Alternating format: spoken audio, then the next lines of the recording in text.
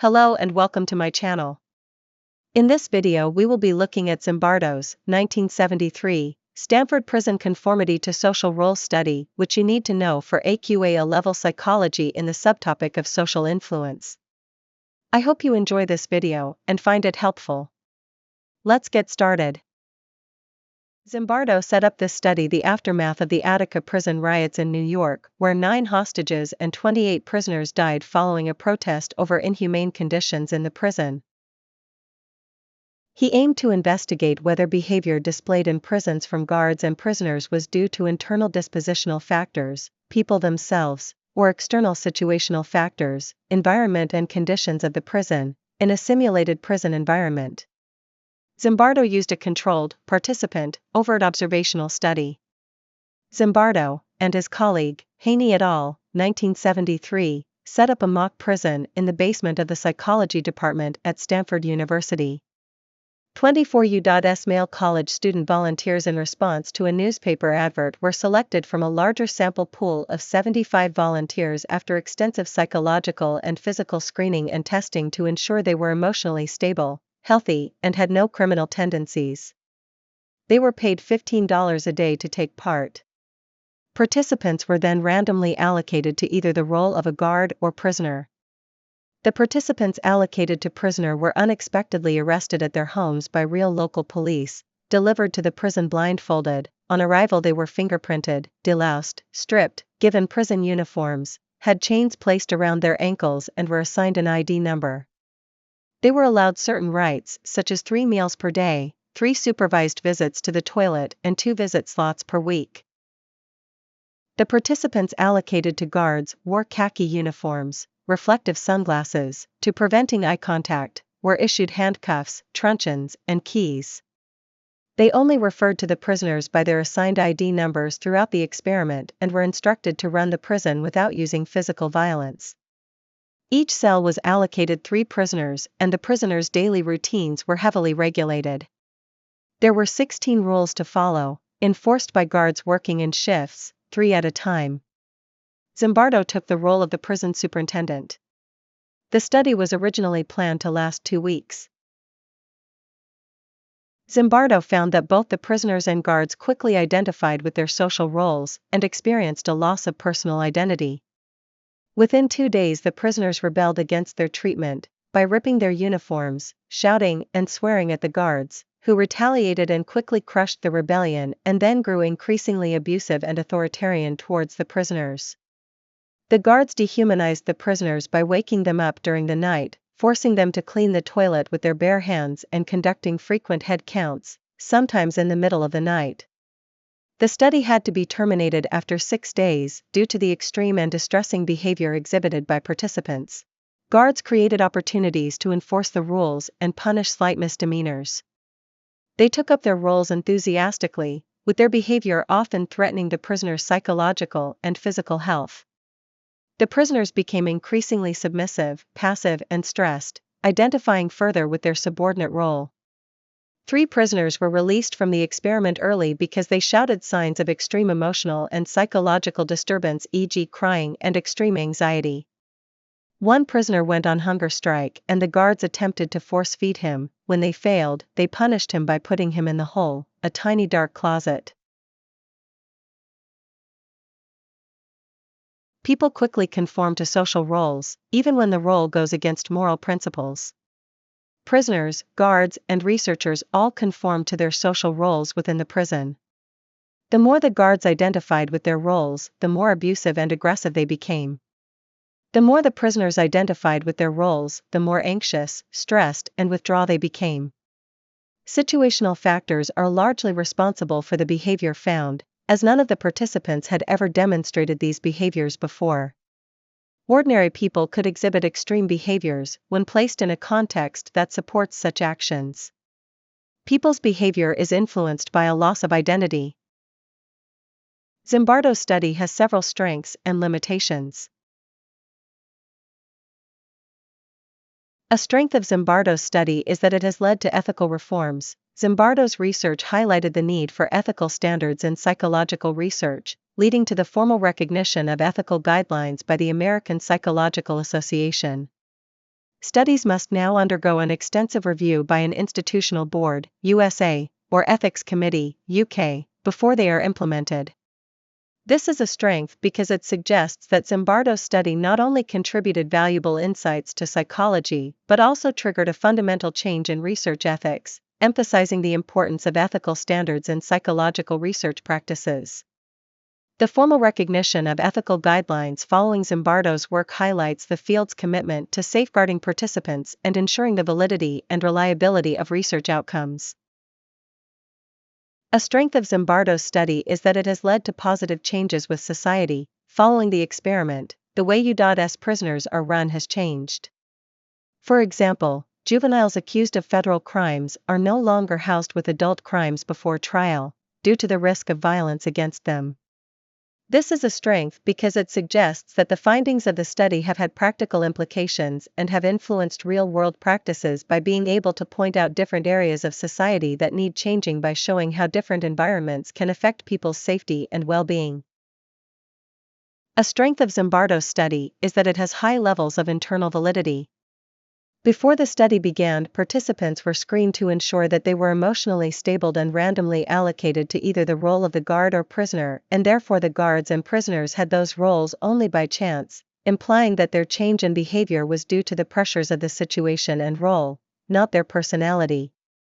This is a strength because it suggests that the controlled and random assignment of roles in Zimbardo's study helped differentiate the impact of situational factors from individual characteristics, emphasizing the significant influence of the environment and assigned roles on behavior.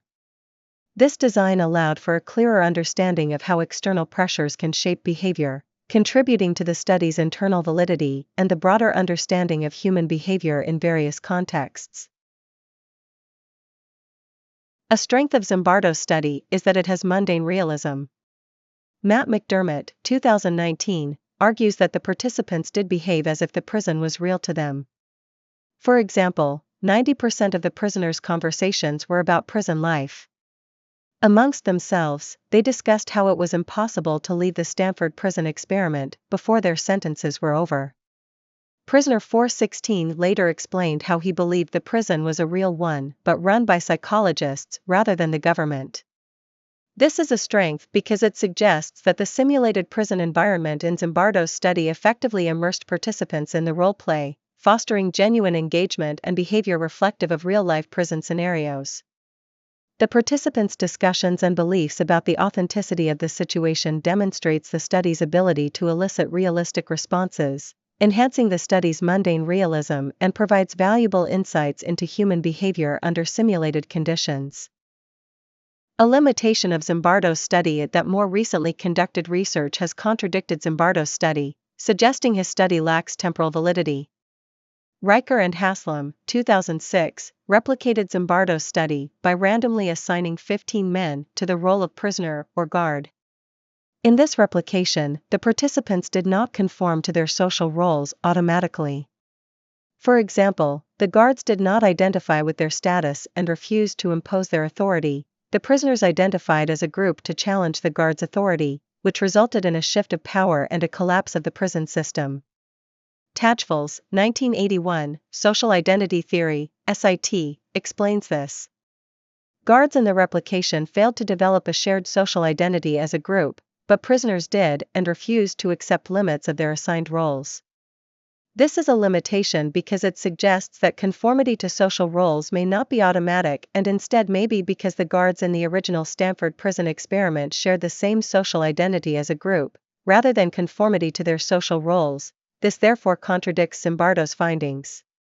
A limitation of Zimbardo's study is that it lacks control of confounding and extraneous variables. Zimbardo did not consider the possibility that individual differences and personality type could also determine the extent to which a person conforms to social roles.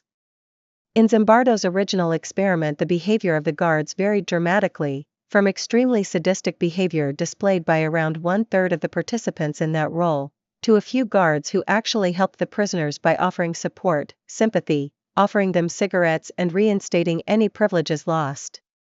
This suggests that situational variables are not the only cause of conformity to social roles, and dispositional factors such as personality also play a role. This is a limitation because it suggests that Zimbardo's conclusions may have been overstated and may not be reliable. A limitation of Zimbardo's study is that it lacks population validity. The sample only consisted of college students. People of this age often lack experience within the real world as a result of indoctrination into the education system for the majority of their lives, and therefore are much easier to influence. The study does not demonstrate what would happen if the participants were of a different generation or older and had more experience and knowledge of the world. This is a limitation because it suggests that the results of this study cannot be generalized to other age groups, e.g., senior citizens. A limitation of Zimbardo's study is that it suffers from gender bias. The sample consisted of only male participants.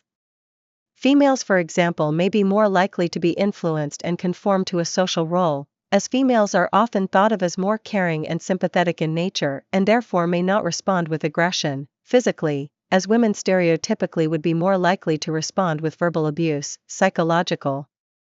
This suggests the study ignores or minimizes the difference between men and women in relation to conformity to social roles. This is a limitation because it suggests that the result of the study cannot be generalized to other genders, e.g., women. A limitation of Zimbardo's study is that it suffers from cultural bias.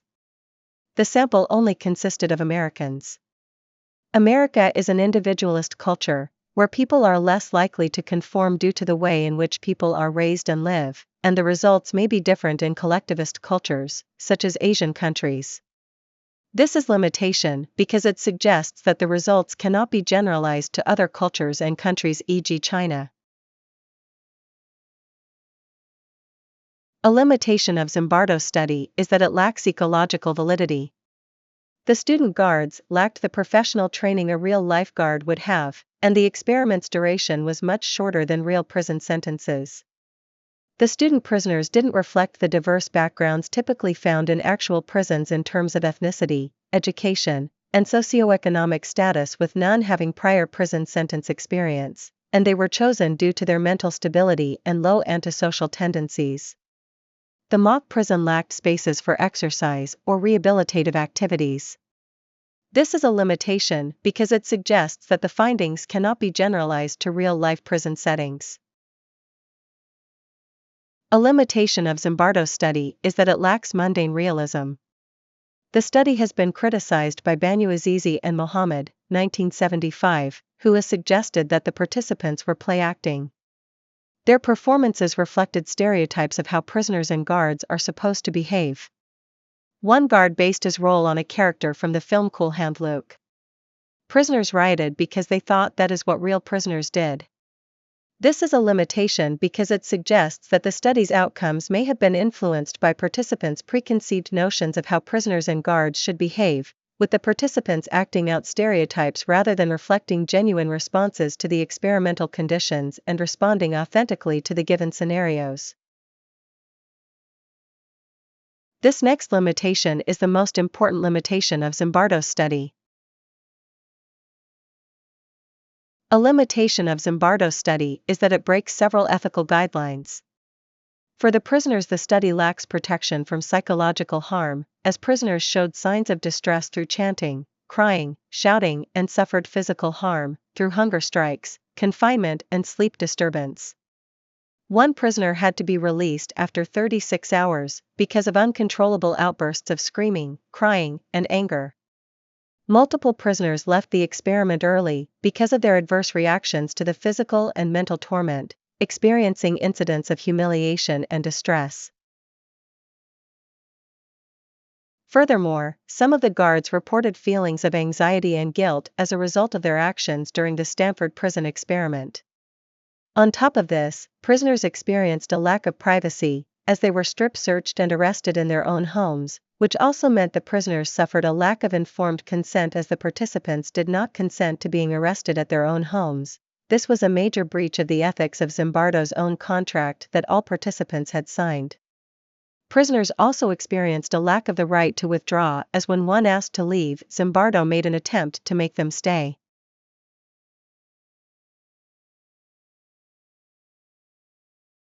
The guards were allowed to induce feelings of boredom, frustration, arbitrariness, and powerlessness among the inmates. This created a pervasive atmosphere where prisoners genuinely believed and even reinforced amongst each other that they couldn't leave the experiment until their sentence complete, mirroring the inescapability of a real prison. One issue arose because Zimbardo was both lead researcher and prison superintendent. This limited Zimbardo's ability to protect his participants from harm because his superintendent role conflicted with his lead researcher role. This is a limitation because it suggests that the ethical considerations in Zimbardo's study were compromised, leading to various adverse effects on the participants, including psychological distress, lack of privacy, and issues with informed consent and the right to withdraw. The ethical breaches, such as inducing negative emotions and limiting participants' autonomy, cast doubt on the study's credibility and raise concerns about the well-being of the individuals involved. The dual role of Zimbardo as both researcher and superintendent further muddled the ethical oversight, emphasizing the need for clear boundaries and safeguards in psychological research to protect participants from harm. Thank you for watching. If you have enjoyed this video, please like and subscribe for more content like this. Bye.